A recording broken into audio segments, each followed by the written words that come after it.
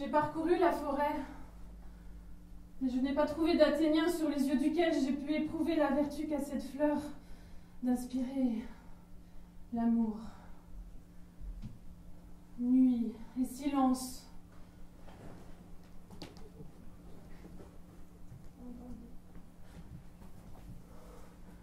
Quel est cet homme? Il porte un costume athénien. C'est celui, m'a dit mon maître, qui dédaigne la belle athénienne. Mal appris. Je répands sur tes yeux toute la puissance que ce filtre possède.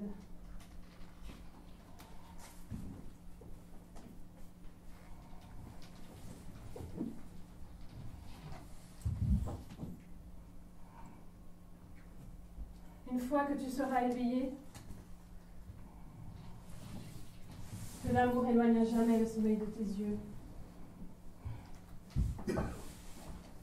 Réveille-toi à présent, car il faut que j'aille rejoindre Véran.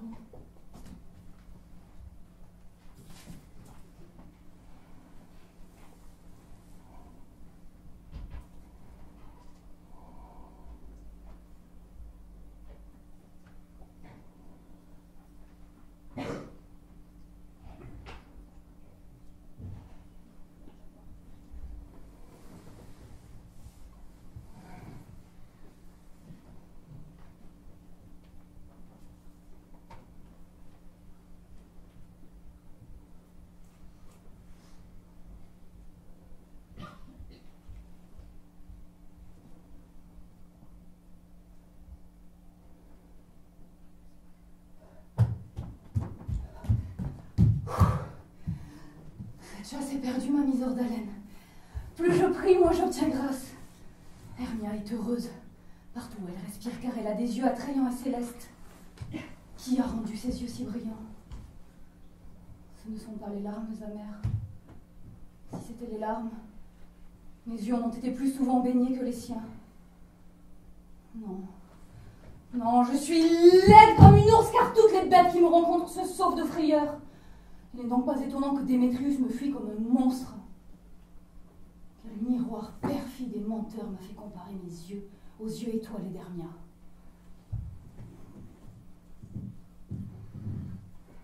Mais qui est ici? Lysandre? Lysandre? Lysandre? Si vous êtes vivant, cher Seigneur, éveillez-vous.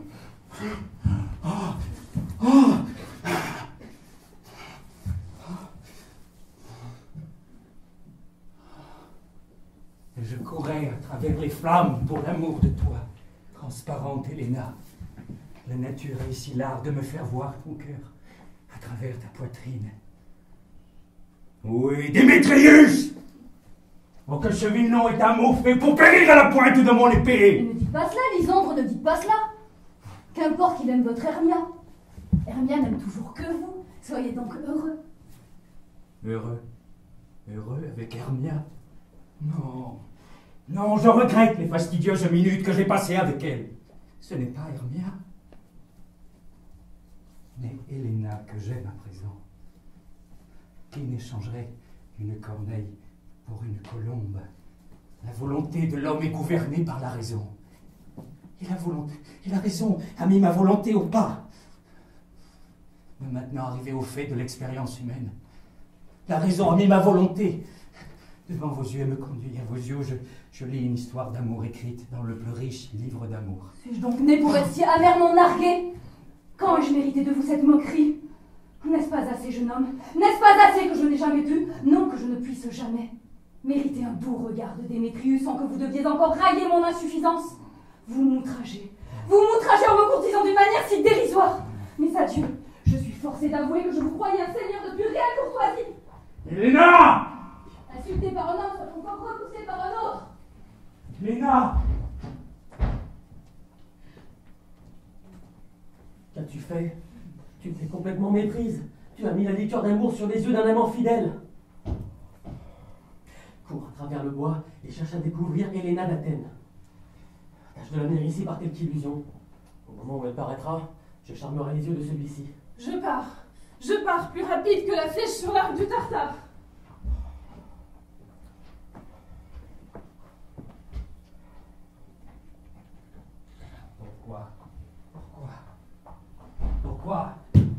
Pourquoi vous figurez que je vous courtise par dérision? La moquerie et la dérision n'apparaissent jamais aux larmes. Voyez, je pleure en protestant de mon amour. Quand les protestations sont assignées, leur sincérité apparaît dès leur naissance. Comment peuvent-elles vous sembler en moi une dérision quand elles portent les insignes évidents de la bonne foi? Vous déployez de plus en plus votre perfidie. Quand la foi tue la foi, l'infernale guerre sainte. Ces protestations appartiennent à Hermia. Voulez-vous donc l'abandonner? Quand ils se font contrepoids, les serments ne pèsent plus rien.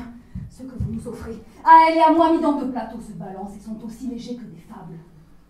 Je n'avais pas de jugement quand je lui jurai mon amour. Non, ma foi, pas plus qu'en ce moment vous l'abandonnez. Démétrius l'aime et ne vous aime pas.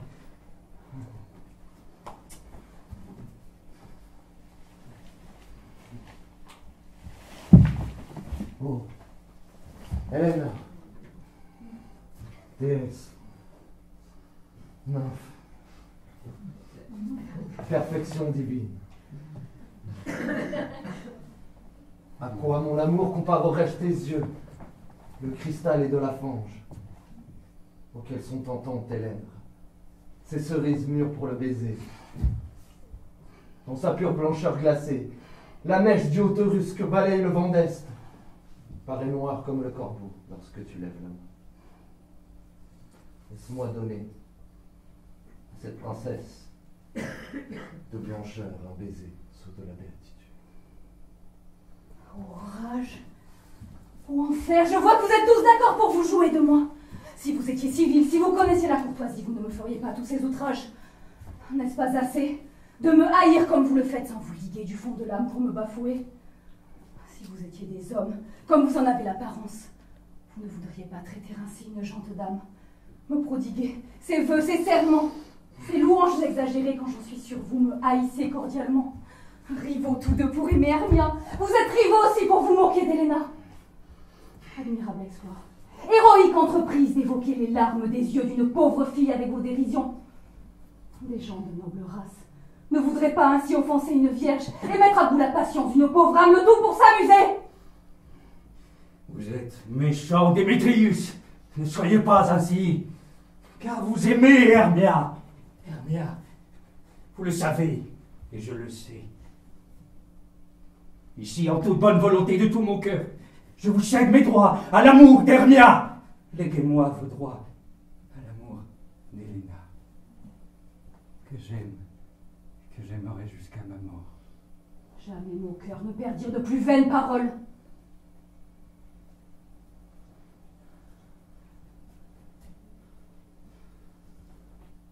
Lysandre, garde ton Hermia, je n'en veux plus.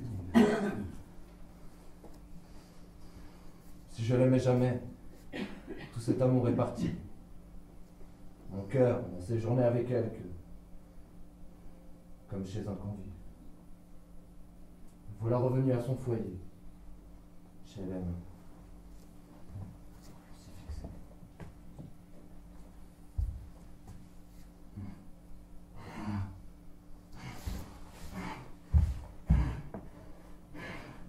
Hermia, Héléna. Hermia, Héléna. Hermia, Hermia.